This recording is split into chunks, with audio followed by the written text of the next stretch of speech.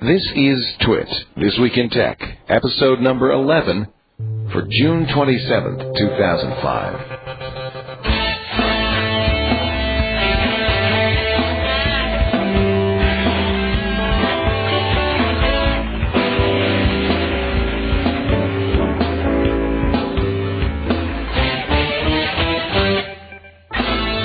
Ladies and gentlemen, it's time for a TWiTcast. We were supposed to have some short guy named Chris Perillo in here to give us a recap on what happened at LockerGnome, because it was a big LockerGnome. Microsoft released RSS. At LockerGnome. At LockerGnome. I mean, talk about, although it's kind of a non-announcement, isn't it? I mean, Microsoft's saying Internet Explorer 7 in 2006, or maybe early 2007, will support RSS. Like Mozilla, Firefox, Opera, and Safari already do. But Perillo was the first person who leapt on RSS as being the future of publication on the web. I agree. It's good for Perillo. Everywhere. But I mean, it's like a total vindication of I guess so. vision. Yeah. Okay. So, and he had Dave Weiner as the opening, and Dave's arch rival, Adam Curry, as the closing keynote. Yeah. And really? Yeah. So apparently they kissed and made up at GnomeDex. That's So, ladies and gentlemen, and I can say, ladies and gentlemen, for the first time in 11 episodes, 12 if you count the pilot. I'm sorry, but Jessica, that's because you haven't seen the picture. No, I haven't. They're not hot. Not hot. It is. That was my attempt at sarcasm. Aging VJ kisses Harvard professor. It's not right. It's not a good image. Right. And Chris Perillo somehow in the mix in it all. Why does he always end up like the weird son of all these triads? So, ladies and gentlemen, yes, you're hearing a female voice on the TWiTcast for the first time since our pilot. Jessica Corbin, everybody! I'm so happy to have you here. Thank you. I'm just thrilled. I am just thrilled.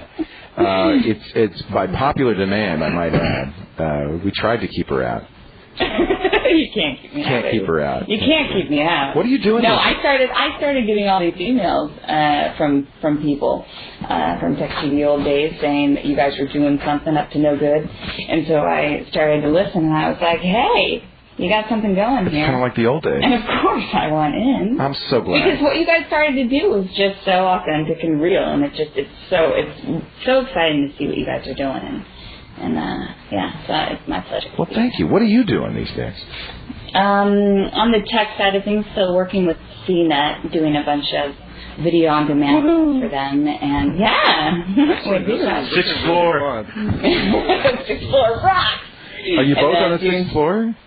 I see him every now and again when he makes an appearance. So I've been working with them, but then also just been starting up my own venture, which you so eloquently called. No. Don't do it. Don't do it. Yeah, it's called Fempire. That's short for the female empire, not female vampire, which some men kind of think sometimes. Are you gonna? It's a brand. Are you gonna ever forgive me for that comment? Maybe. We'll see what you can come up with to try to vindicate yourself. I'm so sorry. Actually, you know what? I've heard a lot of crap been tossed over the years. That was pretty much. Well, we're just really glad to have MB on the show with us today. That's her new nickname, MB, and you can ask her what it stands for. And I will stand by it. Now, Fempire.com is kind of up, but you're going to do more on there, right? Yeah, it's a placeholder right now, just kind of showcasing what we're going to be doing and our fledgling apparel line. So, yeah, Fempire.com is where it's at right now, but it should, in the next couple months, we should have the whole online magazine up. Any plans to return to television? Yeah, dude, I'm going to be doing a show, I think, for Wii called Wing Woman, because you guys know you don't need a wingman. You need a wing woman when you're trying to get a date. You need a chick at the bar with you to kind of tell you what's up. So that's going to be kind of the new calling. Oh, that's kind of cool. So you'll go with guys who are going out on dates and you'll whisper in their ear what to tell them what to do and stuff like that? I'm your wing woman, baby. I like that idea. But doesn't the person they're meeting find that kind of odd? Well, here's just a tip for you guys.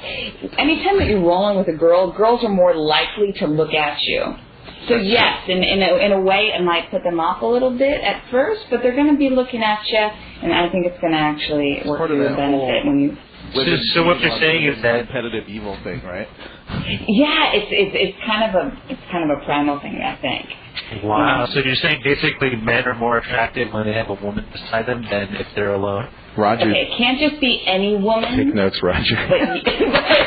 But if you go with a certain, I would say it does help your game. Because if you're rolling solo and you approach a woman, they're automatically going to think that you're trying to jock them. But when you're with another woman, you don't necessarily know. So it kind of throws a lady off. They don't know what your motives are. And so they're more likely to let you in, opposed to just being the single guy approaching a girl. You know what he's after. And sometimes you meet that with a little bit of... If I had brought Jessica Corbin on my first date with Jennifer, I would not be married today. I'm happy I didn't go. You can't show up with this beautiful woman on your arm and say, "Hey, this is my wing woman." Hi, I'm out of here. Leo, you don't introduce me as such. I'm Jessica. I'm just Jessica. Oh, that's even worse. Well, you don't show wing woman. It's one thing. I mean, it's one thing. What Jessica's saying is like if you're with a group of women and you're going out to a bar, or you're out to a club, that basically you get some sort of credit from the other women in the room because. That I understand. You, right? They look at and he's your first big date with a woman trailing alongside you. But that's what she's going to do. No, I'm kind of like, imagine it being like I'm there with you in the first stage. Now, second stage comes off and you've got the number. I'm not going with you on the damn date. I'm not. But I am going to be watching, so I can give you, I can critique you. Well, I have to say, had I shown up for my first date with Jennifer with a camera crew, sound man, producer, that probably wouldn't have gone over too good either. So it's all fun. Hey, let's get to the tech. Although, as funny as it is, in fact, as tempted as I am to say, let's not do a tech show anymore. Let's talk dating, ladies and gentlemen, but it's time. Relationship. Does Empire sell bumper stickers? Yes, thank you. Thank you. I think you have one. I think I slapped one across your forehead the last time. No, I saw one at Barney's Beanery in West Hollywood in one of the booths. I thought, oh my God, Empire. Prager, join the movement. That's all I have to say. I'm sorry, but I hate to say it, but it sounds like a feminine hygiene product. It's totally not. You're supposed to say that sounds hot and sexy, and I want to know more. It's not a feminine hygiene product. It sounds like even though you could use a bumper sticker or whatever you want. Stop, both of you. Stop right now. It sounds like Summer's Eve, the new bean with bacon flavor. It's not... I'm going to release the Empire on you, Leo. You better be careful. I got the TWiT army behind me. Okay. Guys, where'd they go? They were here. Guys? Well, they've all gone over to the Fempire. Remember that return your money offer you made a couple weeks ago? We got our first chargeback on PayPal. Get this. Somebody donates. This is free. Look, this podcast is free. Somebody donates, I think it was $20, and then calls their credit card company and says, "I didn't get the merchandise I bought," and cancels.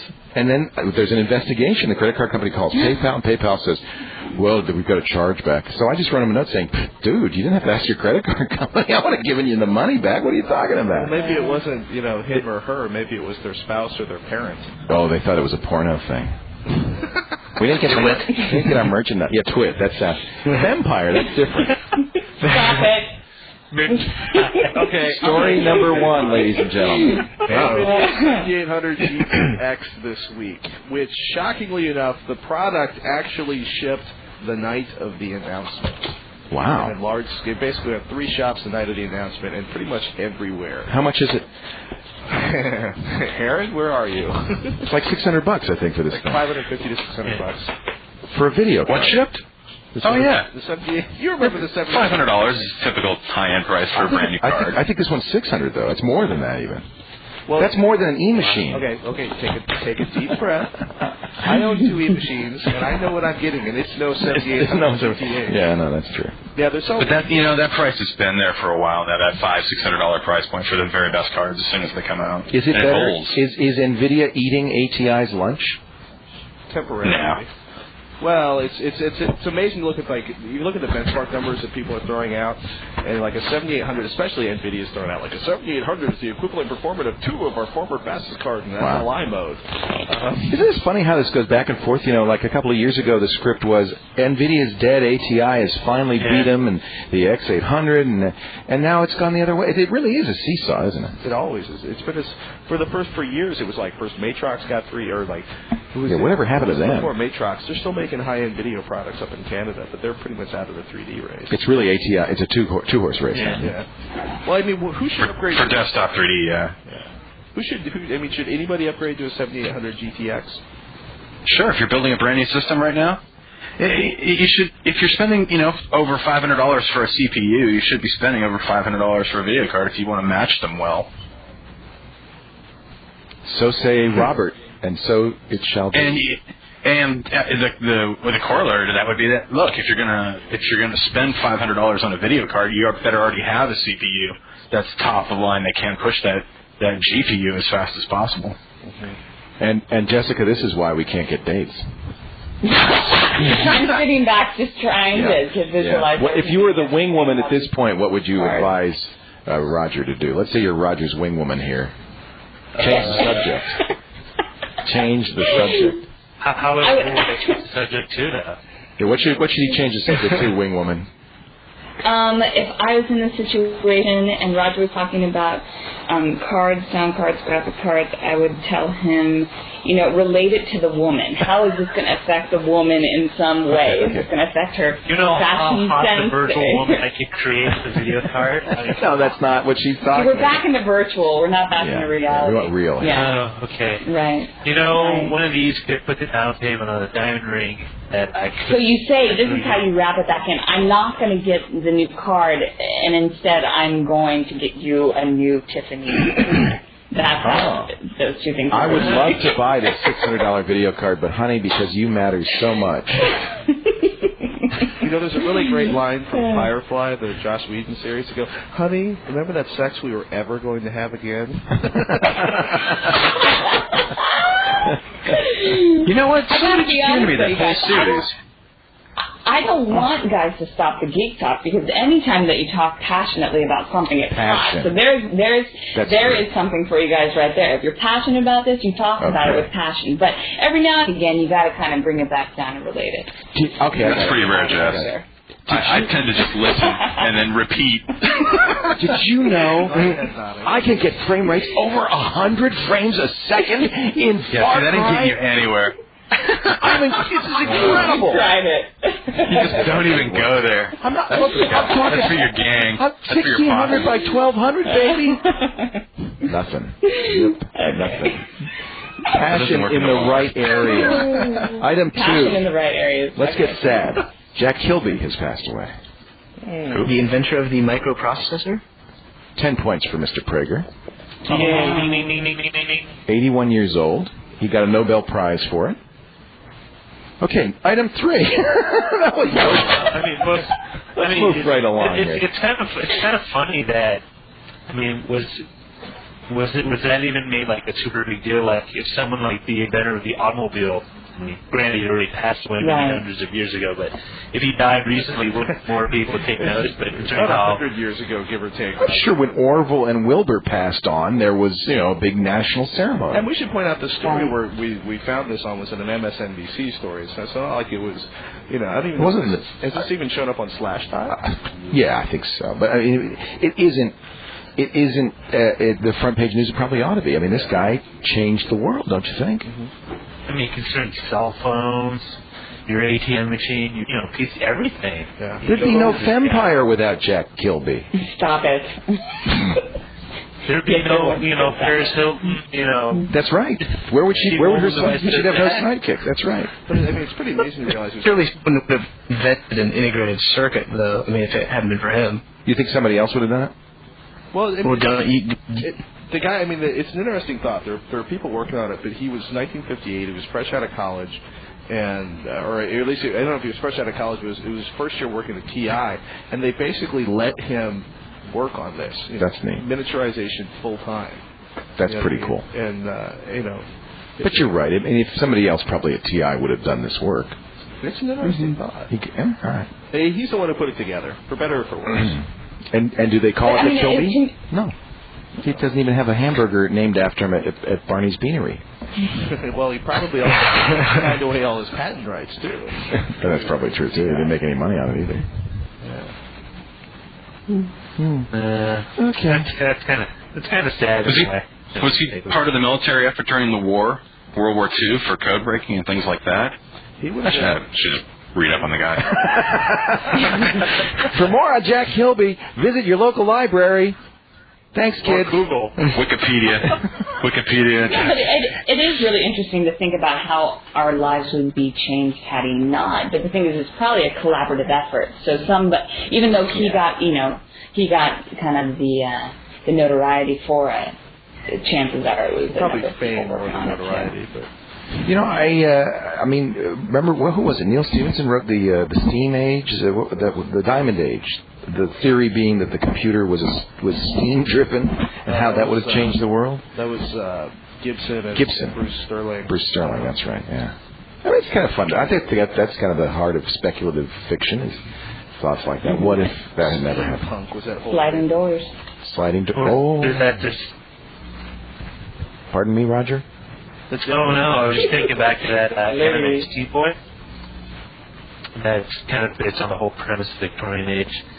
And he has this one device, it's steam powered, but it's super powerful that can decide the fate of humanity. And he has controlled it. Someday David Byrne's going to make a song out of Roger Chang's TWiT comments. I don't even understand it. Not only did it digitize, but it doesn't make any sense. It's like, He's a Cylon, but worse. He's a Cylon. Resistant. It's a condition. Hypothesis will clear up. What's that, Roger? Oh, hey, on Kilby. He's noted as being the patenting inventor of the portable calculator and the thermal printer. There you go. Wow. Hey, the thermal printer. I remember those. Okay, let's move it along. We only have an hour show. Maybe 2 hours. A lot of ground so far. Yeah. Thanks to our wing woman. Prager, what's the story on Sunnyvale getting its lights hacked? I love this story.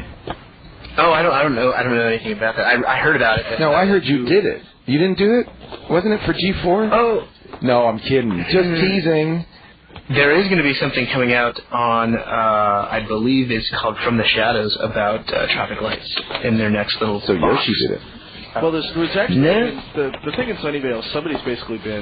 Somebody's been hacking the traffic light boxes in Sunnyvale and setting them up so like all directions blink red simultaneously at once. I love it. So basically shutting down traffic in Sunnyvale. And I think it's a good hack. What a lot of people don't know is that there's boxes they put in ambulances. So there's boxes you can get access to that will trip certain lights to change them from red to green. So I know. I always wanted one of those. Buses have them, and too. It would be so cool because you I just don't know go. if the buses have them. Oh yeah, they do. Sometimes in some cities. In San Francisco, they just run the red lights. They don't care. Yeah. Right. Yeah. So only if a bus has to stop for a red light would that make a difference. I think it's it's not a high tech hack. I mean, the guy probably has a key to the box and is able to wire it. I just think it's kind of funny. Nobody's died yet, but it's funny that this happened in the heart of Silicon Valley. The hackers live everywhere. Has the guy been caught? No. Or is this like no? No, and actually the tech angle is that the police are asking people to put down their cell phones and pay attention.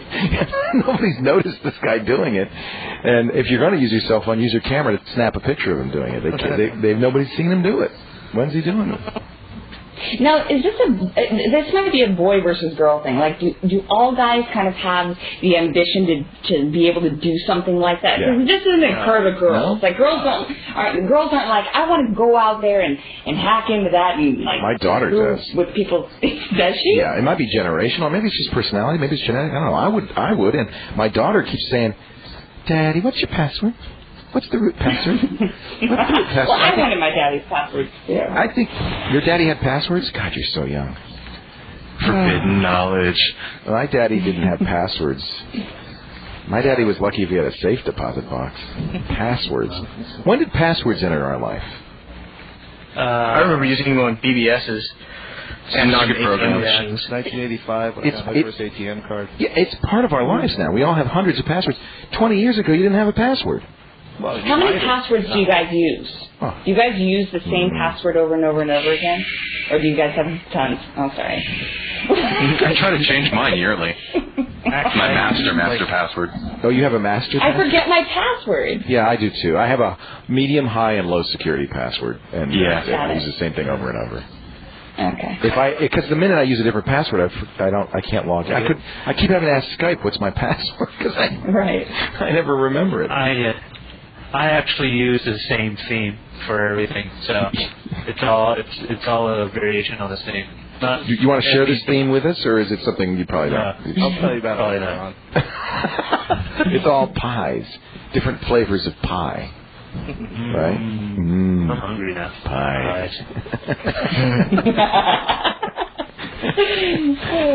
Do we have any other stories, Patrick? You got to keep it moving here. Patrick's going to be doing this on his own in the next couple of weeks. I have a fun one. Yes, Can I tell you something that I found? Yes. Did you guys read about the PlayStation thumb?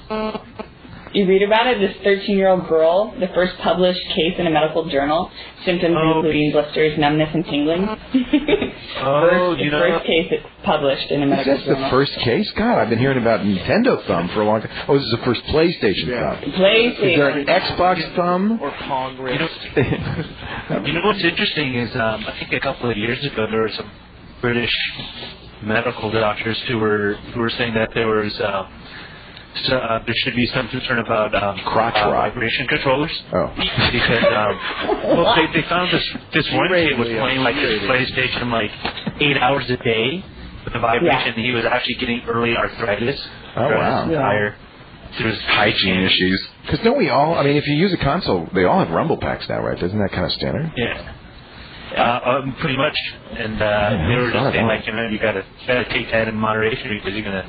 Because those British doctors, they pay attention. Because what I thought you were going to talk about was the laptop, the overheating the laptop, thing.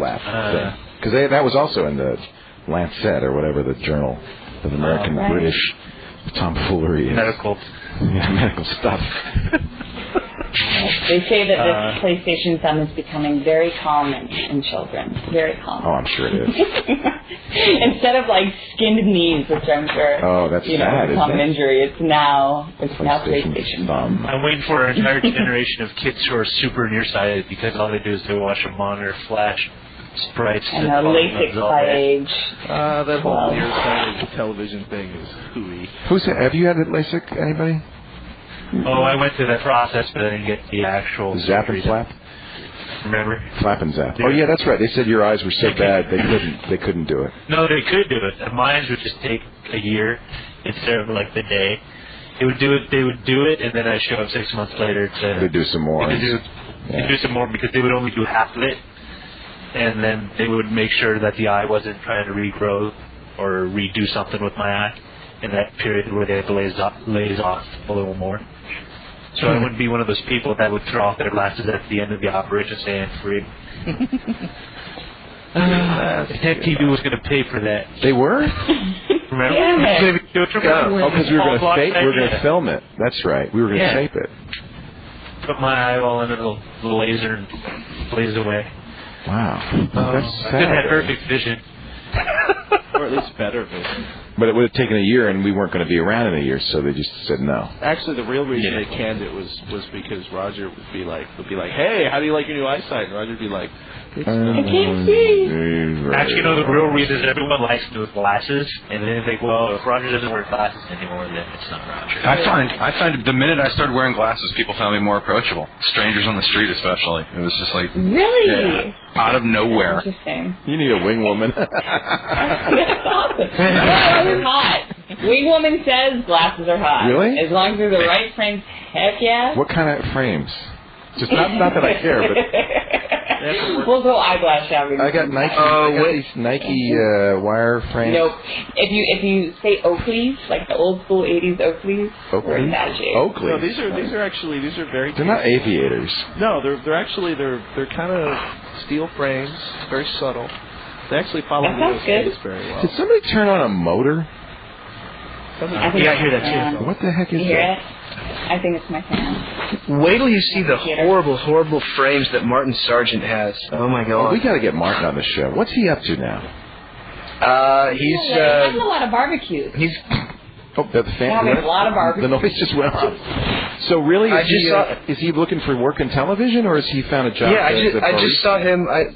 I saw him last night, and now he's got his manager and his agent in there. He's auditioning all over the place. They keep telling him that he nails these auditions, and I don't know, he just still moving, still going, looking for it's tough. The next big gig. It's such tough. a hard business. It is. So hard. Yeah, it's a really. You could be great, and it doesn't matter. It's just the right time, right place, right look, right shoe size, whatever it is. It's hit or miss. That's why I just stay here in my little attic in Petaluma, and I don't talk to anybody. You're a vampire in your own way. I'm a vampire. A vampire. You're your own vampire. I don't think, vampire doesn't work. Vampire sounds like I'm on fire, like they're burning me. We have a vampire. Somebody sent me Discovery. Okay, I got here. This is the kind of crap I get offers for. Some British company that's producing probably for $12 a show for Discovery on science. And then they say, can you come to L.A.? And I said, well, no, I'm in Petaluma in my attic. If you want to come to my attic, I'll talk to you. And they don't, and then they don't. So that's my career right there in a nutshell. But it's nice here in the attic. There you are. Oh, ladies and gentlemen, it's Chris Locker Gnome Perillo. Oh, wait a minute. Now, hold on a second. Because you had a big question mark next to you. And by the way, I don't know if I really like this icon, Chris. It's your chest. Oh, well, it's the easy way of identifying me on the street. Okay, Chris. Hold on a second. I'm going to put him on hold. You need to turn your volume down. Turn your volume down. Patrick's going to work with you on your microphone. I have to put you on hold because everybody else is going, what the heck happened? Just hang on. Hold on a second. Just turn it down a little bit, and I'm going to resume the conference. Hey, guys, hold on, because I know he disappeared, but hang on for a second, because the Locker Gnome has appeared. So, Roger, I'm gonna bump you off here because you're the lowest quality, okay? It's great talking to you. Nothing personal, Raj. Go call your girlfriend. Okay? Digital art. There he goes. And now I'm going to add, ladies and gentlemen, Chris Perillo's chest to the... What is it? RentMyChest.com, right? Yeah. He's got I love RSS, I heart RSS, and then underneath a little orange XML logo on there. And I just painted Ponzi, my fiance, just painted a big blue E on my chest for the announcement that was made at Gnomedex this week. We were talking about that, but let me just first introduce everybody to you. Chris, you're talking with Leo Laporte, of course, Patrick Norton, David Prager, I'm sure you remember from Tech TV, Robert Heron, also from Tech TV, and Jessica Corbin. And the names sound familiar, but I'm not sure where to place them. It's been a long time. So congratulations, by the way. We were just talking about the fact that Microsoft chose your conference to announce this new RSS capability in Longhorn. I was pretty happy about it. We weren't sure what was going to happen with it, and certainly, not to play favorites. I've been trying to get a hold of Apple for years to get them involved with the conference, but have yet to receive anything back from them. And finally, Microsoft really made this particular year, fifth year, a breakthrough. We're still at the top of Google News, Technorati. Had major press mentions, total blog coverage. It's been an amazing weekend for me. And I mentioned you had Dave Weiner and Adam Curry, which is... Yeah. Now, when you booked them, you knew that they were kind of at each other's throats, right? Oh, certainly. You wanted them, but you did book them at opposite ends of the conference. Well, first of all, I had asked Adam Curry, and he did it hands down. It wasn't even a question for him, as he had tuned into the last Gnomedex when we streamed it online, and really enjoyed it from a hotel, I believe, in London at the time. So I basically lined him up first, and then when I had heard a podcast done between Dave Weiner, Steve Rubel, and I believe the guy from HackingNetflix.com, and they had asked Dave if he was going to come to Gnomedex, and I was like, you know what? It would be tremendous if we had Dave as our second keynote. Cool. Very cool. And it worked out very, very well. But he's the second keynote, but he goes first. Yeah, I like putting my, as you remember, Leo, I like putting my keynotes, since we had two this year, I was able to kind of bookend them. I think it's a good idea. And so that we get a good start and we get a good finish, and it worked out very, very well for that reason. And they kissed and made up at Locker Gnome. Yeah, it was very eerie. I think people were disappointed. Jessica called it hot. Stop it. Well, there was a little tongue action going on, but I don't think anybody caught that on film. So. Ooh. Right. That's okay. Someone caught Matt Mullenweg from WordPress, the open source CMS, wearing a movable type hat. Ooh. Someone threw it on it as a joke, and someone happened to snap a picture before he was able to yank it off. But there isn't this big rivalry going on. I mean, we're all kind of in it together, right? I mean, it's small enough that it's not like we're at each other's throats. It's funny. You use Vibe, so. Can you guys take me real quick through what the rivalry is about? Which one? with Adam Curry. What is this rivalry? Yeah, what's the story, Chris? Well, I only know it as an outsider, as most people do, except if you were Adam or Dave.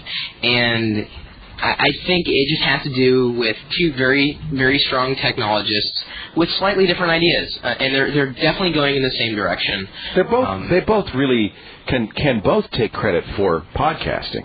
Oh, certainly. Without either one of them, it wouldn't be what it is today. Exactly. But they seem to have some disagreements over who should get more credit for it. I think that's kind of where the bottom line, isn't it? Okay. I think that's a fair assessment. I think Dave has been, well, I thought it was extremely rude when he was written out of the Wikipedia entry for podcasting. I think it just shows, I don't know. Yeah, but who would do? I mean, some kid did that. I mean, who knows? No, you know what? I wouldn't part put of it the past. Curry Nation. No, I wouldn't say necessarily Curry supporters, but there are just some people who don't quite understand Dave, and I don't think anyone understands Dave, myself included. He can get on people's nerves. He's got strong opinions, and he's very direct. Not ashamed or afraid to say them. Yeah, exactly. So one of the things that people noted was that Microsoft said support for RSS, not for Atom. Do you think that's significant, or is that just does Microsoft mean RSS and everything else around it? Yes. They're using RSS as the umbrella term, and largely because when it boils down to it, there have been very few examples on how Atom is significantly better than RSS. Certainly you could do things similar to what you can do with RSS with Atom, but we've yet to see any practical applications of the Atom format over RSS. And you might remember, I've been championing this for years. I was still at Tech TV. Oh, God, when you I were the hugest fan of RSS. I'll never forget you coming running in and saying, "Look what you're doing! Look at the you were showing me Gator, I think. It was Gator. Yeah. That was before Scope. Yeah. It was a while ago. Calm down. Cut down the coffee. Exactly. That was before I had quit coffee. I'm completely off the juice now. You know what? I have to say, Chris, in all seriousness, you sound really much more relaxed. Maybe you're just tired after a long lockdown. Yeah. That could be it, too. But when did lockdown end? Yesterday? It wrapped up yesterday. We started Thursday night with a party, as we usually do, to get people kind of warmed up. And then Friday happened, and when I told the conference center that we had over 300 people coming, because I had sold out the conference at 300, and we added another 100 who wanted to come, just because they wanted to be there, and we didn't want to shut the door on them. And we totally tapped out their network. I mean, they just were not expecting what they got. So they added a second T1 by the second day, and it was slow, but it was manageable on Saturday. That's one of the fun things about a locker room is every single person in the auditorium is blogging. No, Leo. This is I kid you not. There were I believe more laptops than people there this year. Yeah. And I guess now it's not blogging. That was when I was there a few years ago. Now it's probably audio blogging, right? They're all podcasting. Oh, yeah. People were recording the ambience, noise in the room and reactions. And we had it's like a bad DVD where you could see Locker Room from 47 different angles. Oh, God. Jeez. Don't they do that just in pornos? I think it's porno. Yeah, it's geek porn you're doing right here. Not that I would know. No, of course not. Yeah. So, hey, you're doing something. Well, let's finish up Locker Room, then I want to talk about the new podcast. But any other big announcements at Locker Room? I know the RSS took all the attention, but surely there were other things people were talking about. By the way, it's GnomeDex, but it's good that you know Locker Room as well. I'm sorry. It's okay. You're not the only one. It's great. It's actually great branding, and I may have to explain that at another time. But there were... Chris is the Locker Gnome, The convention is Gnome Dex. Yes. Okay. But they're kind of one and the same. I was calling CES Comdex the entire TWiT number 8, so people are used to that. That's just me. Okay, that's good. Yeah. We had a couple of other minor things kind of announced. We had Steve Rubel, who is the big PR blogger, had actually convinced WeatherBug to do a few things, including opening up their APIs and adding RSS feeds and doing a couple other neat things. But the audience really didn't react too kindly to it. I give when I invite someone to speak, and as I say, you know this well, I really don't give anybody a topic. I just say, this is your time slot. You can pretty much do with it what you wish. So the only responsibility I claim for anything that may go awry is having had Gnome Dex. That's it. The audience kind of reacted negatively because they felt it was more of a marketing pitch than anything else. Well, it's not the same Steve Rubel that started Studio 54 and went to jail for cocaine possession, is it? No. Okay. This is a micro persuasion. I'm sorry. I'm going to get sued for libel. I don't even know what that sounds. I forget I even said that. I'll just. It's okay. You can edit this out. Yeah. Yeah. I hope I can edit it out. We're trying to do this thing live for tape. Oh, okay. Good luck. We had a couple other minor things. People who announced new updates and new websites around the conference, but not necessarily at the conference. Since we're kind of the unconference, most sponsors pay for speaking slots, but we don't take that approach to things. Yes, we take sponsors, but that just because you pay doesn't mean you're guaranteed X, Y, and Z. We really make it for the attendees, and that really makes it, I think, an emotionally charged event, and that seems to be what I walked away with from it this year, including a few revelations that have already trickled into my personal blog. So. Oh. Did you get engaged? No, I was engaged. Although I should be getting married at some point. I don't know the date yet. I know that. But no, I decided to remove about 95% of the ads that were running on my personal blog, and I'm going to try to structure what I do there just a little differently than I had in the past. And this is not direct feedback from anybody else, but it was just kind of an epiphany that I had when I had dinner with my parents, my fiancée Ponzi, and business partner. She's pretty much 50-50 with me, and Adam Curry, Steve Gilmore, Dave Weiner. We're all sitting around at the table with a few of my people who write for Locker Room, and just the discussion just really made me think very hard about. It said, "Lose the ads, man. Lose the ads." They didn't say that. Oh. They didn't say that. And Steve Gilmore, of course, blogs over at ZD, and of course there are ads there. Oh yeah. But it's something that Dave had said that really kind of gave me pause. They were really happy that Gnome Dex was something that no one else could seem to pull off, but that personal touch really made all the difference. Yeah, no, I think that's really true. Hey, tell us about your you have the Chris Perillo show, and you're doing something that really isn't. Nobody in podcasting is doing it. You're doing it live with live phone calls. Yeah, How do you do that? Well, it's the real deal. I had announced it at the last Gnome Dex when podcasting was starting to get talked about, and hadn't really put all the details together. But I pretty much said I want to do this anyway, and then the podcasting thing hit, and I'm like, oh, this is great. Even though I still don't like the word as much as I think people who own iPods do, I basically have a live radio show without a radio station, and we take that, we carve it up, MP3, WMA, and let people download it, and it's going like gangbusters. How many people? The problem with streaming, I mean, this is why podcasting or even just downloading internet audio is more popular. The problem with streaming is it's hard to have a lot of people listening at the same time, and it takes a lot of bandwidth. We've got a partner with Limelight Networks, and they streamed the Gnome Dex conference for us as well. The highest number. How many percent are you sending out? I think, with the Chris Perillo show, it depends on the topic. Like the first show we did with Robert Scoble ended up going 8,000 streams. Wow.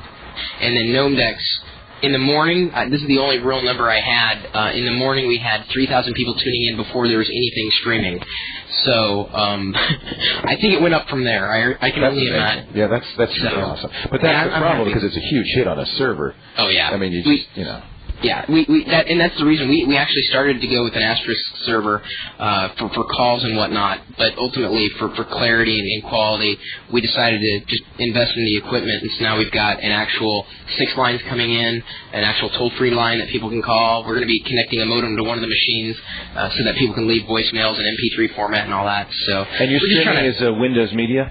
Yeah, it's a Windows Media Stream. It will work in every operating system, either M Player in Linux or the Windows Media Player in OS X should work just fine. 32 kilobit or?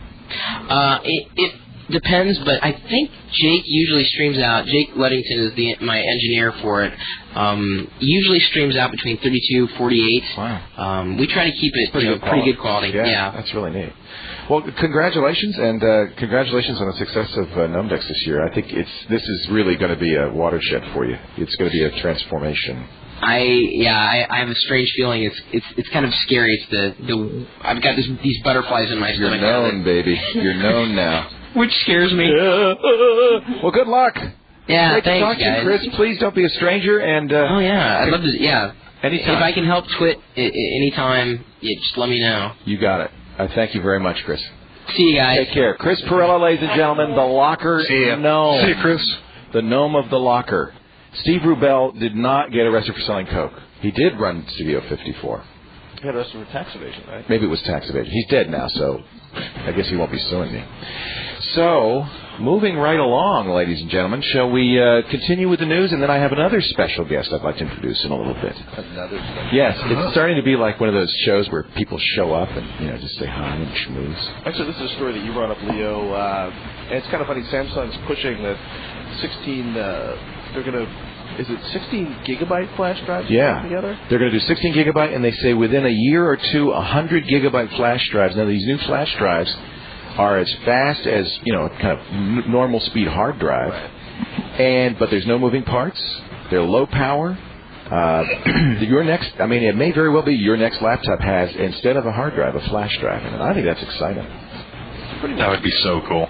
Don't you think? Well, it's interesting. I read a bunch of people writing that this is going to do amazing things for battery life in portable computers. They got to do something. Well, it's going to do a little bit. The screen takes up 40 or 50% of the battery life. Okay. The processor, I've heard estimates ranging anywhere from like 5 to about 15-20%. The hard drive, about 8% of the battery life. No kidding. You would have thought that was more. Well, they do incredible things to manage the hard drive. They do a lot of caching and system memory. So it's spinning down a lot. They spin down a lot, and they manage it pretty well. I mean, if you want to completely destroy the battery life in your notebook, turn the screen brightness all the way up and start downloading BitTorrents over a wireless connection. And optical drives too. Yeah. Yeah, that's why I always put, because I put DVDs on the hard drive, trying to save some battery life, but I don't know if it makes a big difference. It probably helps a bit. Does it? Yeah. Because the hard drive's going to be running anyway because of the operating system. I guess it has to, so it's not. Not spinning up. You don't have the lasers and the pickups and all the electronics in the drive itself. Yeah, that makes one less drive running, basically. What I want to know is what the prices on these are going to be. Because traditionally, flash-based drives have been incredibly expensive. Yeah, but look at the drop in prices in these USB drives. You can get a gig under $100, so well under $100. So I think that with demand and it ramped up production, you're seeing pretty low prices. I mean, look, we're getting a hard drive is less than $1 a gig, so they got a long way to go. But I think you could see this. It's nice to get an OLED screen and get the power, but if they can get the screen life down, or just big fat honking batteries that last all day. Something's got to give. You haven't seen a huge improvement in battery tech. I guess the lithium ion and lithium ion cell gels are big improvements, but something's got to give. They're making tritium batteries. This is something you don't want. The new batteries are basically little nuclear reactors in your computer. They're made out of tritium, and you just better hope they don't leak. Some hope tritium batteries may one day be more appropriate than chemical batteries for applications where relatively small amounts of power are needed. I love Wikipedia. It's also people are playing around with fuel cells for. I think fuel cells offer a lot of hope. She has been pushing really definitely. Too. Then you'll have when instead of plugging in when you run down, you'll have like a little butane lighter fluid thing. You fill up your. You can't carry on the plane with you. But the other thing that people are playing around with is they're saying that. By using like nano-level structures, by basically using nanoscale surfaces on the I don't know what you want to call the layers inside of the battery. It allows them to become much more efficient, and the idea that you'll be able to have these orders of magnitude improvements in battery performance. I'm hoping, because clearly that's really the limiting factor in your cell phone right now. In the it's not so much time; it's just the capabilities. You have to keep it low power, so that so that you have at least a day's worth of charge. Otherwise, it'd be nice. Yeah. I mean, it's kind of the minimum. A 2 pound. I mean, it's interesting. Like APC actually recently came out with a notebook battery that I'm hoping to get a chance to test, because it's like, instead of being a $600 like the Electrovia cells, which are like $600, this is like $250. I have one of these little pads over here. I don't know if you can see it. I can't really reach it because I'm on the microphone, but. It's the same. It's just, it's a flat battery pack. I don't think it's anything special, but it's just a flat battery pack. Yeah, that's very similar to. It looks like those. Yeah, but that's not very expensive. Well, it depends on what you consider. You can buy a notebook for $800, spending $600 on a battery. It looks kind of brutal. I don't know. Leo and I are thinking. He was very excited. He just grabbed his battery and is now examining the fine print on the front of it. A long flight to Copenhagen, and I'm sorry, you're going to Copenhagen? I'm going to Copenhagen on Tuesday. So sure I had that right. Yeah, that's why you're going to be producing the TWiTcast for the next 2 weeks. Well, this is the Mac cruise? I'm going on a geek cruise to wonderful, wonderful Copenhagen. After Copenhagen, we set sail for adventure on the Love Boat. Yeah. Baby. Yeah, baby. What's the theme of the geek cruise that you're going on? Well, this is the thing. It's Mac Mania 3.5. There's a digital photography seminar, and then there's also a big Star Trek seminar. So Star Trek, but it's not associated. But we're all on the same boat. So that should be interesting, don't you think? Yeah, I can think of things. What would make anyone on this podcast happier than being trapped in the ocean with a boat full of Trekkies? Well, I can make it even better if you want. I can tell you who's going to be on the cruise. Yeah, I mean, some of my best friends are Trekkies. I'm a huge fan of Will Wheaton. I know the Trekkies have actually given him a lot of hate along with the love over the years. Let me just look up, because there's some really fabulous. Oh, you got Mark Swain, Wozniak, Bertman Roy. Actually, Wozniak bowed out. I'm very sad to say he had to do some depositions, so he can't go. So silly, Mad Libs are much more exciting. Chris Breen will be there. Jason Snell. That's going to be fun. But I was actually. These are all awesome people. Oh, it's going to be great. Woz is fun to cruise with. Actually, I really enjoy Woz. I think the wing woman can make a killing on this event. I was just going to say, I think you guys need my services. Send them in. Don't tempt me. That's all I can say.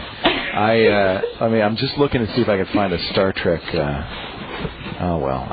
There are a number of well-known actors from episodes of the Star Trek, and I think a guy who wrote 3 episodes is going to be on there too. Wow. Yeah, so that's pretty exciting. Don't jump up and down or anything.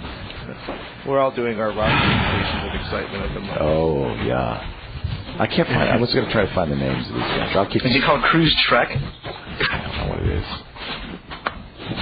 I don't know. Well, when you're in Copenhagen, go to Tivoli Gardens. Have you been there? Yeah. I hear it's very beautiful. Cool. Yeah. It's awesome. I'm dying to do that, and we're going to go to Legoland. Yeah. The original Legoland. So that'll be really fun. It will be. Yeah. Cruise Tech 05, the Baltic Blast. That's it. 30th July 10th. That's it. Who's going to be on that? Give me a second. That's the Baltic Blast. Baltic Blast. Yeah. Actually, this is pretty amazing. You're going to Copenhagen, oh yeah, Estonia, St. Petersburg, Russia, Helsinki, Finland, Stockholm. Yeah, it's part of my world tour.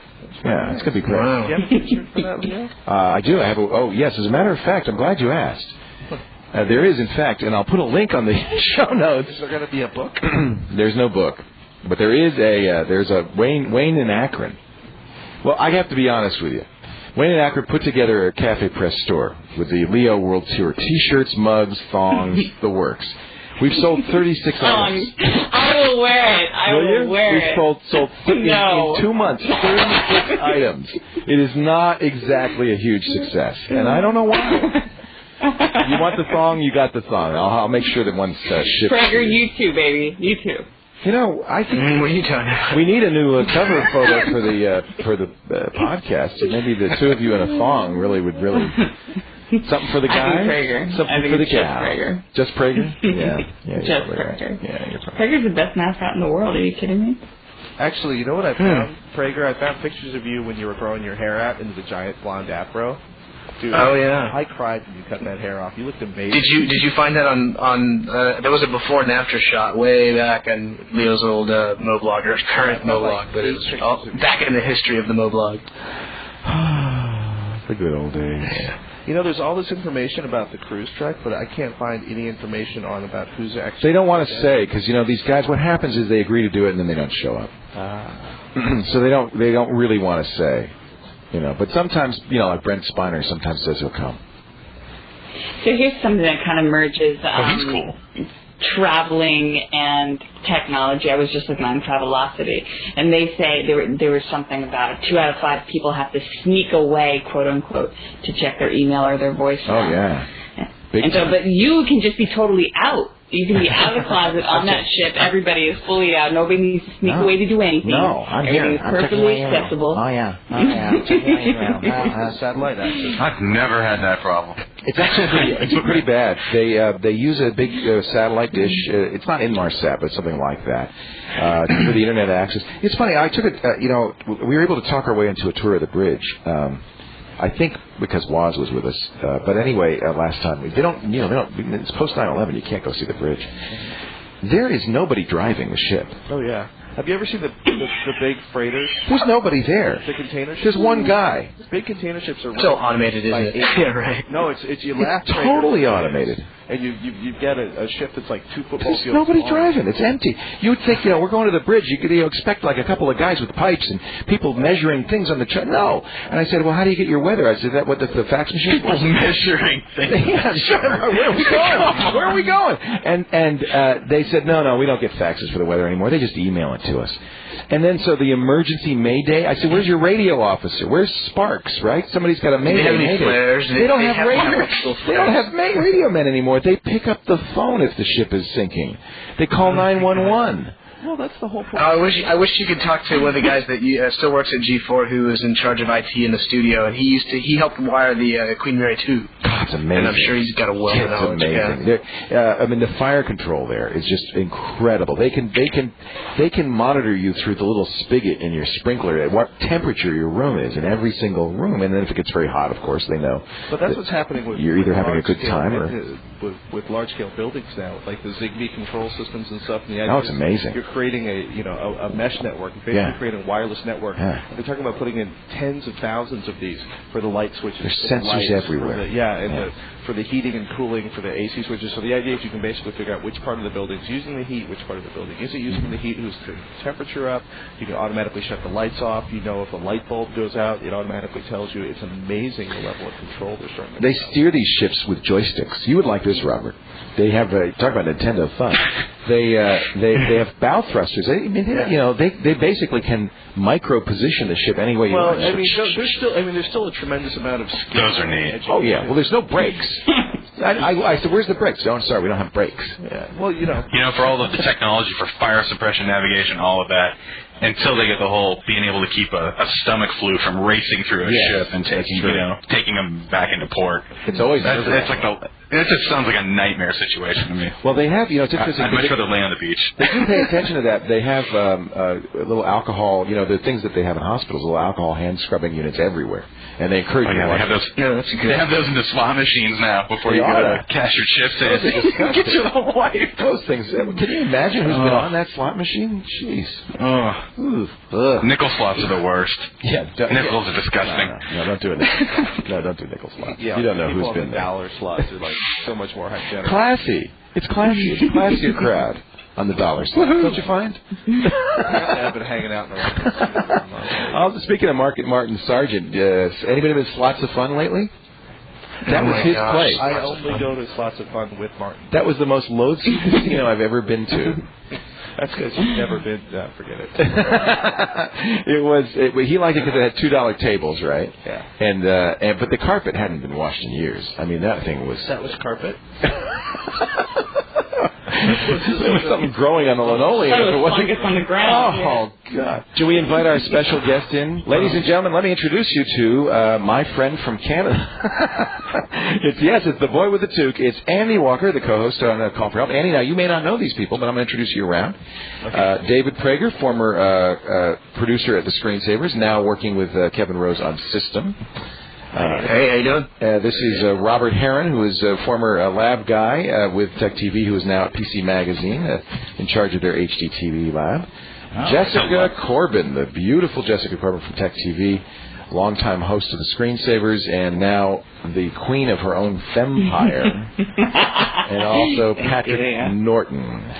So Andy's never done a TWiTcast before. I have not. No, I'm very honored actually to be a TWiT. Well, this was a big day for TWiTs because earlier Chris Perlow was here without his shirt on, and that was attractive. Right. Yeah. Of course. Now, was this all in person, or did you just somehow see this on video? No, this is no. Actually, I'm all alone in my attic. No, actually, I'm here with Patrick. He's wearing a kilt. Believe it or not. Which is why can you keep your blocking me out? Cross your legs. I hear Jessica's fan, don't I? Is that your fan? Know. Whose fan is that? It's mine. It's mine. It's my laptop. It sounds like somebody's got a weed whacker going here. No, it's just the fan. It's hot. My poor baby's hot. You can come out of the closet now. We put her in the closet for sound reasons. You want to come out of the closet? You can. It's okay. Come on, Jessica. It's a very special podcast. No, you can leave wherever you went. I don't know. You went somewhere, yes? To be quiet? Yes. And you can go out into the great world. But no matter where I go, the weed whacker sound will go with me. Oh, okay. Yeah. Yeah. Never a pillow to bury your notebook when you need it. Yeah, but you don't want to because it would overheat. Oh, that's a myth. So Andy wanted to tell us about spit storms. You ever have a spit storm? Spit? Do you know what a spit? Tell us what a spit storm is, Andy. Well, it's sort of one of these new internet threats that everybody's talking about and nobody's actually experienced yet. The idea being that if you have one of these VoIP phones from Vonage or someplace like that, some bad guy could potentially fire up his computer and push out all kinds of audio spam. So people are actually hacking the IP phones. That's the idea. So so your VoIP phone would ring, and all of a sudden there'd be somebody there trying to sell you penis enlargement pills or something awful like that. But I mean that's the theory. Don't knock them, I mean, I'm sorry. Has it worked for you? Yeah, it's not all bad. Edit number 5. But nobody's sort of proved this can actually happen yet. Well, see, that's the thing. Remember there was Bluetooth snarfing that people talked about, and then there was the Bluetooth pickup thing, and a lot of this stuff, and semantics saying, watch out because your cell phone's going to get viruses. I think there's a lot of stuff that people talk about, theoretical. Right. It just doesn't happen. Well, it's like, Microsoft and Windows. There's all people announce all these terrible viruses and worms, and it's theoretical. Yeah, that's a good point. Those exploits, many of them never happen. Yeah. The question is it because we patch, or is it because they never really were a threat in the first place? You don't know. It seems to me there's lots of little sort of new buzzwords kicking around the security, community, though. I like the name Spitstorm. It is this kind of cool. I like that. It's got a certain je ne sais queasy. Is there anywhere we can read about Spitstorm? You can read it. Go ahead. Oh, no, I was just looking over at voip-news.com, and they've got an article about spit. It says VoIP's dark side. The dark side. Yeah. Well, we have Jessica's fan is spitting on our VoIP phone. You know what? I should get off. No. It's just spitting like crazy. No, please. It is. It won't stop. Because it's hot now, and it's going to keep doing this until I leave. See, I have abandonment issues. Ooh, if you I hear that now. If you don't stay on the show, I will feel like, you've left us. You can't. But I will return. You're a wing walker. What are the you? Wing woman woman. Empress will return All right. next week. Ladies and gentlemen, let's say so long to the lovely Jessica Corbin. I do. And thank her for adding some estrogen to this sadly testosterone program. Thank you, Jessica. See you later. I love me the testosterone. Bye, Jessica. Okay, guys. Yeah. Bye. She's Andy, you might be interested because Andy does speed dating. Yeah. She's got a new TV show where she's the wing woman. So instead of having a wing guy, how when you go dating, you'd have a wing guy. It's a wing man. She's there to help you to help you prop you up and bring up your lines and stuff. So Andy, they were talking for a while about the Canadian Parliament passing a law. Parliament? Parliament. passing a law, basically making your copyright law like our DMCA in the States, disallow copy protection reverse engineering. Did that go through, or is that just... It was tabled. It was tabled last week. Hallelujah. Bill C-60, which basically will... it makes things very similar to the Digital Millennium Copyright Act. Right. The exception doesn't attack technology, it attacks the user. Oh, that's even worse. So it makes it illegal to upload songs onto shared directories like Kazaa, BitTorrent, and it stops you from tampering with copyright protections on CDs and stuff like that. So kind of a win for the music industry and everybody else. Well, if it was tabled, it's not, though, right? A table means it's done. Or no? Table means it's introduced. I'm sorry. So then they go away for the summer recess and they come back and then, So they could vote on... Okay, wow. So. That's bad. That's very bad news for users. Good news for the music industry, but bad news for users. Yeah, that's too bad. Canada was one of the last places you could steal music legally. No, but it's one of the higher profile nations. Okay. The trials. That's right. The closest one on our northern border. I go to Canada to steal my music. See, that's the advantage of doing this show. You should come up. You go up there, you steal music, and you go back down. That's what I do. You sound like TV, too. You sound like TV, and I buy my prescription drugs, and then I'm done. That's how I end up getting strip searched at border. I know. That's not how. It's because you're wearing a kilt. No. Actually, the kilt, they usually stay away from me. You can get in without a passport with a kilt. They did change the laws now. They're going to require passports for U.S. citizens to go into these various countries. Unless you wear a kilt. They'll actually not go into, but to get back into the States. You can leave, but you can't come back. That's always like I go into Mexico pretty regularly for Baja, and it's always like that sketchy little feeling when you're coming back into the States. Yeah, will they let you back in? Yeah. Well, the other thing is, or will they take your car apart because they think you're... Because they saw Cheech and Chong up in smoke? Yeah. Don't you figure they show that as a training film for customs inspectors? Well, it's just really odd because you come up to the border, right? And invariably if you're coming through like Tijuana, there's always 42,000 cars in line. So you basically have people are like offering you plaster of Paris, like Last Supper, controlled glitter, and Aztec Mayan blankets, and gum and chiclets and foodstuffs and tortillas, and you have an hour of this, and there's been a lot of people begging for change, and you get there, and I got one guy who's apparently been having a bad night. He looks at me and he leans forward. He gets this really serious, like, school vice principal look on his face, the disciplinary principal. And he's just like, where have you been? I'm like, I've been doing a pit for, racing Baja. I've been about 200 miles south of the border. He's like, you aren't bringing any steroids in that you put in the pharmacies. And I'm looking at myself and I'm You're like, buff, that's why. I'm not buff. You look like a power lifter. I'm chunky. That's being generous. Well, all I can say is, it ain't steroids they asked me about. And I don't want cases of chiclets. That's good gum. I'm bringing in the Mexican gum. That's it. I'm a gum smuggler. Gum, man. Oh, gum smuggling. Okay, no problem. Although actually recently, the last place it came through, somebody we were drinking Diet Cokes, and we gave a couple of the race officials from SCORE who were in line behind us, and they actually pulled us out of the line. A couple local cops pulled us out of the line because they thought we were drinking beer. And I'm trying to explain in my very bad Spanish that I've been sober for 15 years. Yeah. I'm not drinking Tecatis in the line. Amigo, Bill W. Guillaume W. Amigo. Actually, I was basically like, Does that work? I used the AA line in Spanish, which I can't remember what I did, but I remember the language. And it worked? I think he just got so perplexed at that point because I'm holding up like a crushed, flat, dripping Diet Coke can from the floor of Jason's truck, and he's like, "Hey," and I'm like, "You want to look at the cooler?" He's like, "No, get back in line." And this is like, mi amigo, Bill W. This has been a really strange show, hasn't it? You know what it is? Yeah, it's been weird. I was waiting for Patrick to start talking about ultra-wideband. Ultra-wideband. Now and by the way, Dvorak really wants to be part of the show, but he's still having technical difficulties. If Dvorak, here's the thing. If Dvorak will give us the address of his secret Dvorak lair. I know where he lives. Well, you may know, but should I go over there? We should go over there, and we should Skype on a phone. Oh, we'll just set it up. The reason I bring that up is because he had a whole screed about ultra-wideband and how it was bogus and stuff. And I said, well, come on the show. He said, I can't figure it out. So, but let's talk about ultra-wideband, and we will channel, once again, John C. Dvorak. Do you want to play the part of John C. Dvorak? I don't know. It'll never work. I actually have his sound effects. We could just play those in the middle of it. Is there a John C. Dvorak soundboard? Well, we really need one. You know what? That's a great idea. I have John C. Dvorak's sound effects because he would sometimes miss the radio show, but nobody ever noticed because I just play the sound effects. That'll never work. Yeah, it's pretty much the stuff. Let me see if I can find them. It's here it is. I don't know if you guys will hear it. That's him. I hear it. Can you hear it? Well, I don't remember all the details. I'm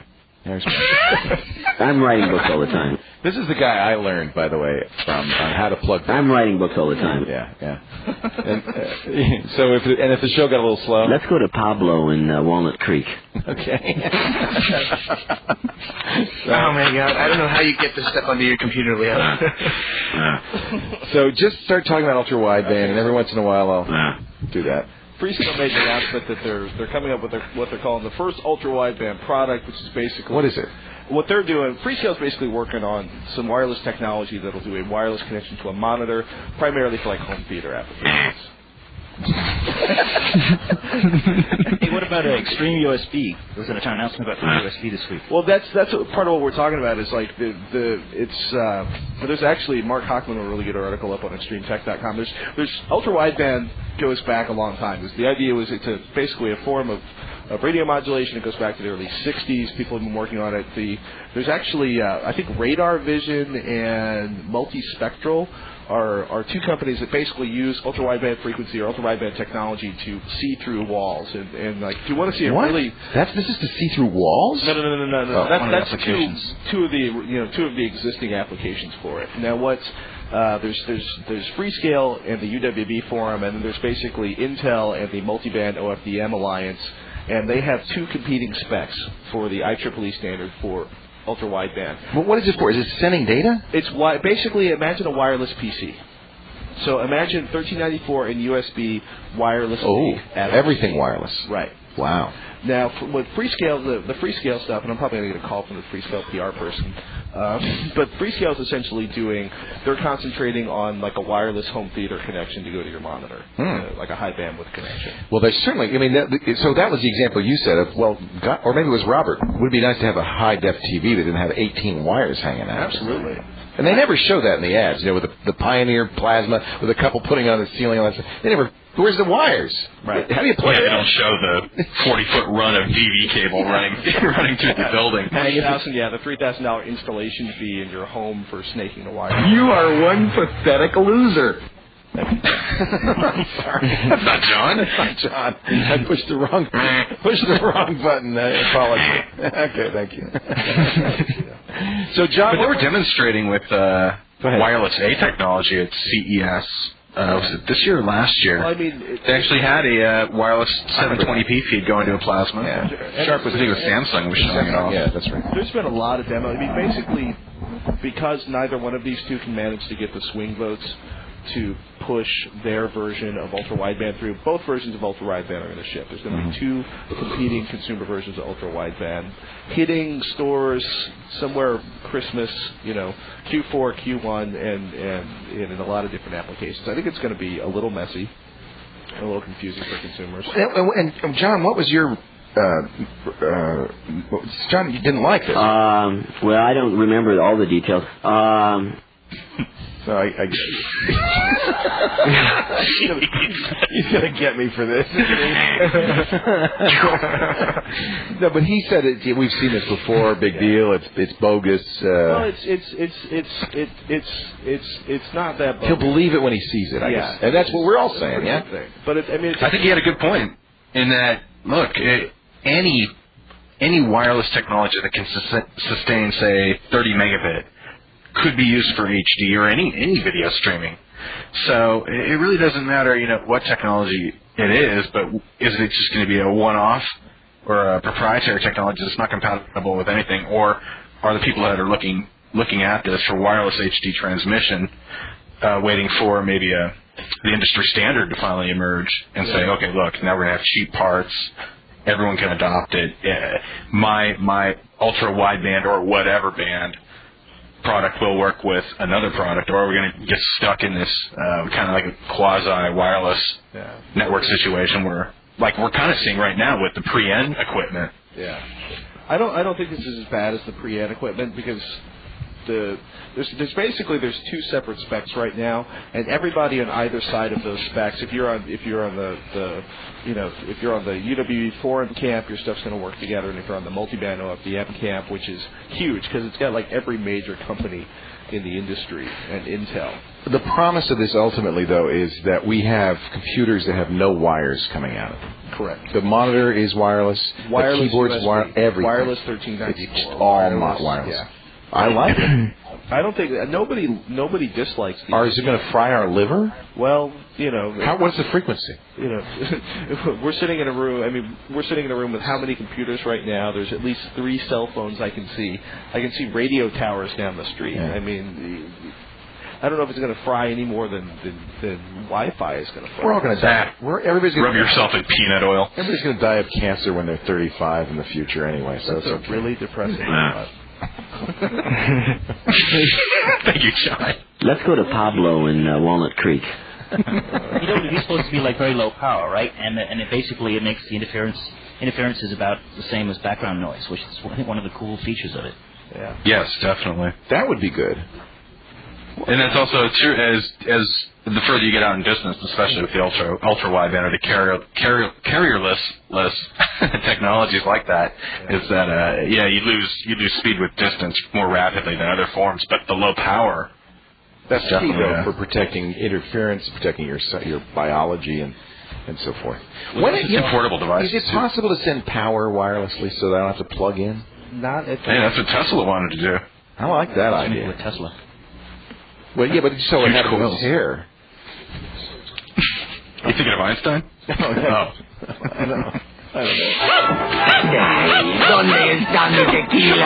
That's what you told him, right?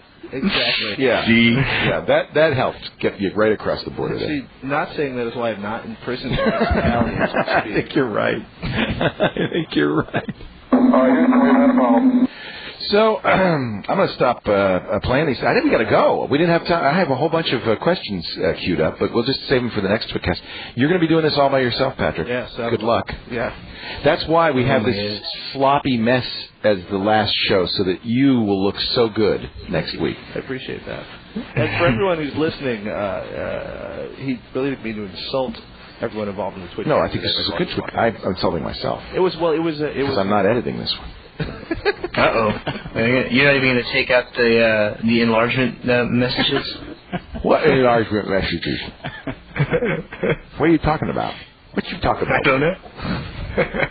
Oh, the P word that everyone's so afraid of. I wish everyone could see Leo with his Uncle Bubba's teeth. These are Billy Bob teeth. Billy Bob. Yeah.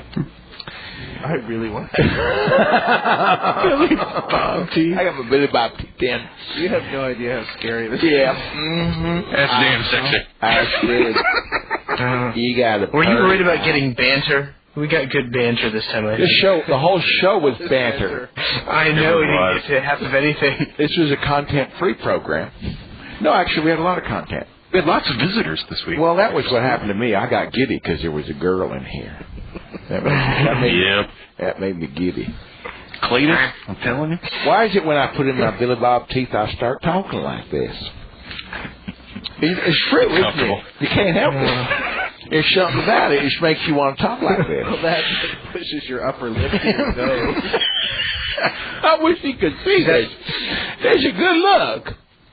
Is that what you were wearing on the cover of the 2003 Almanac? Yeah. That was it. Them were my overalls. So, as I start backing towards the door and yeah. for the heaviest. You're the one in the kilt. And by the way, oh my God. Dueling banjos. You got a pretty mouth. Almost like a woman.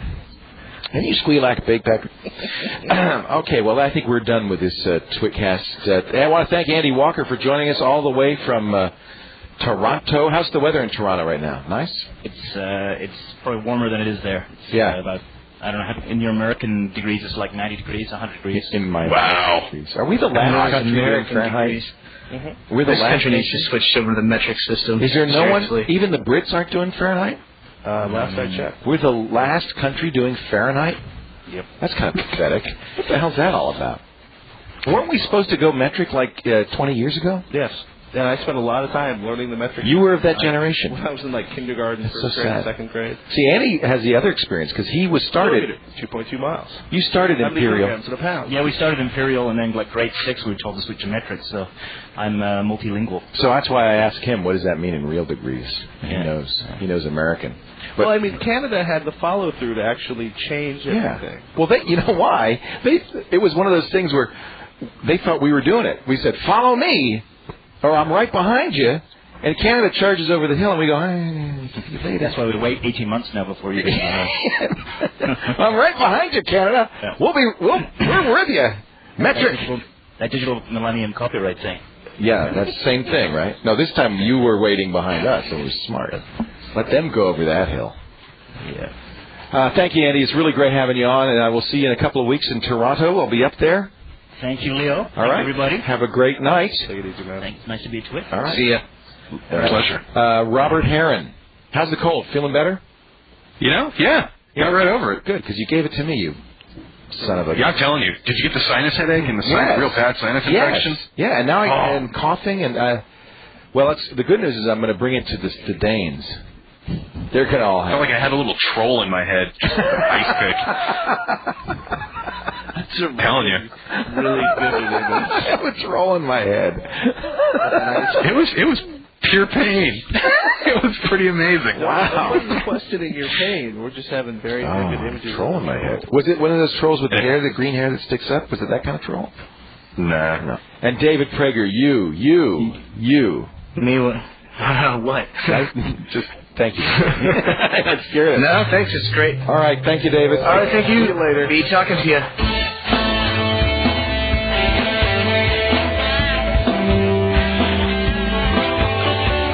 Well, that's it for This Week in Tech, episode 11. For more information about the things you've heard on this show, visit our website, thisweekintech.com. And you might want to press those contribute buttons if you haven't yet on the right.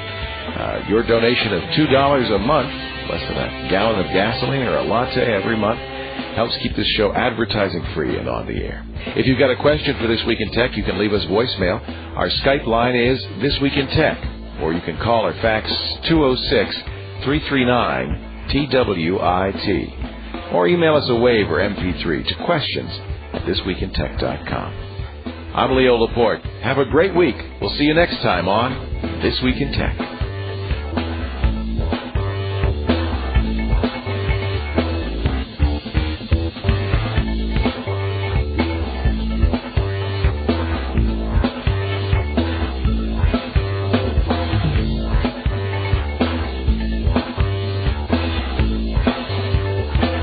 Yeah, you, Mr. Australia. You still have a girl down there?